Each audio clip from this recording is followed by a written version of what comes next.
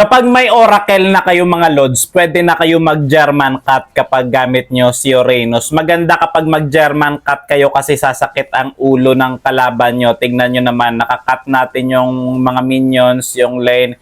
At mahihirapan yung kalaban at yung mga kakampi mo mga Lods, makakapush sila kasi yung minions ng kalaban napipigilan natin dito at yung kalaban pupunta rin sa atin maya-maya.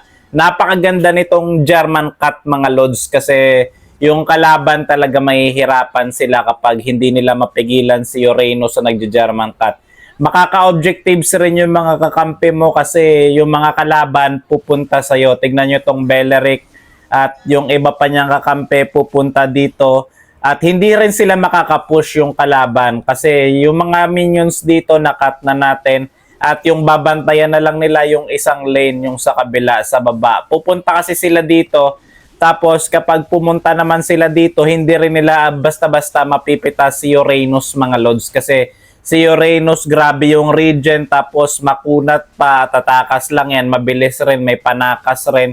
Kawawa yung kalaban kapag magaling kayo mag-Uranus na mag-German cut mga Lods. Basta unahin nyo lang item, yung Oracle, tapos Dominance Ice kayo mga Lods para early game pa lang, kawawang kawawa na yung kalaban sa inyo.